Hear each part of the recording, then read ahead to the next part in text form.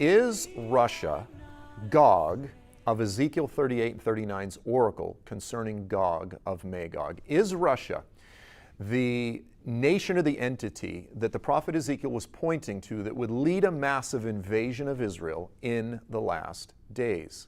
The answer is no. Now, how do we know that? Okay, when we look at Ezekiel 38 and 39, we have a listing of nations that would be led by this end-time evil dictator referred to as Gog. It says that he's from the land of Magog. He's the chief prince of Meshech and Tubal. He rules over the area of Gomer and Beth Togarmah, and he's partnered with Persia, Cush, and Put. Okay? Now, how do we understand what these names mean? What did they mean to Ezekiel and his immediate audience? How are we to understand them today? Well, there are two primary methods of interpreting these different names. Okay, the first one is what I refer to as the historical wild goose chase method. So let's take, for example, Magog.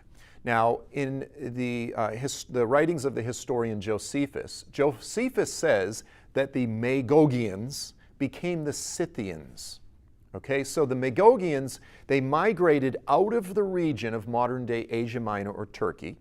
They went through Bulgaria, Romania, Moldova, Ukraine. Eventually, they made their way up to Russia. They spread out all the way across the Russian steppes. They intermarried with some of these Scandinavian sort of Vikings that came down, the Rusian peoples. And from these peoples, we have the Russians. So if you trace the Magogian peoples, their migration, their intermarrying, history, down through history, you end up with Russia. Okay, so this is where people would say that Gog is from Magog. If you do the sort of DNA tracing, Magog becomes Russia. And that's by following the historical DNA bloodline wild goose chase method.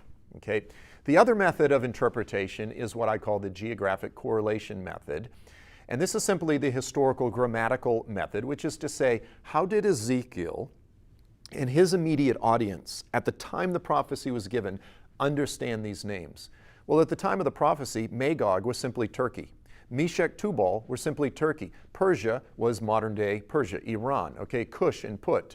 We're talking Sudan and Libya, North Africa, etc. We just simply look at the areas where they were located when the prophecy was given, and then we correlate them to modern-day nations, people groups, tribes, etc. It's very easy. Now, if we do the historical wild goose bloodline DNA sort of method, the problem is that we have to be consistent and do it with every single name. We can't just do it with Magog.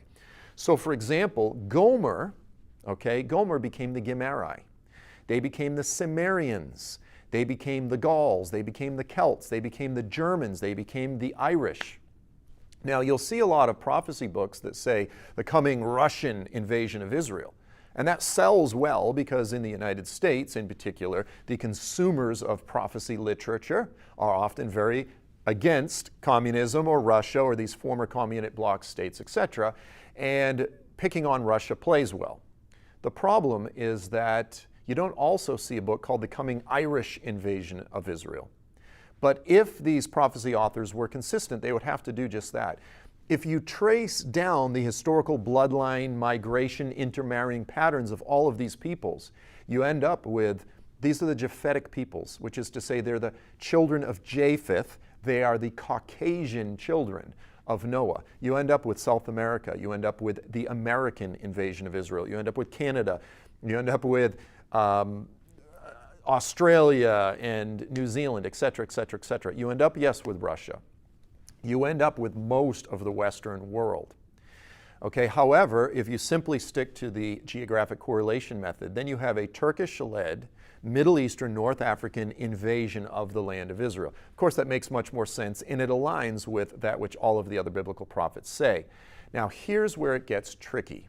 And I've done this very carefully. I've worked through numerous books, and I've said, how does this particular author identify the names to arrive at the conclusions that they arrive at? And what many of them do is they switch methods midstream. So with, for example, Magog, they'll use the historical bloodline wild goose chase method to arrive at Russia. But with some of the other names, they hold firm to the geographic correlation method. So it's almost like a card trick. Switching methods midstream, and most people reading the books, they just take an author as an authority. They don't really question or analyze their methodology. But when you switch methods midstream, it really is like a magic trick, and you can create virtually any map of different nations, any enemies that you don't like, and you can throw them in there and make them part of the story. But the bottom line is we need to be consistent. We need to use a responsible method of interpretation, which I would argue is the historical geographic correlation method. And most of all, we need to be consistent. We need to choose a method and stick with it.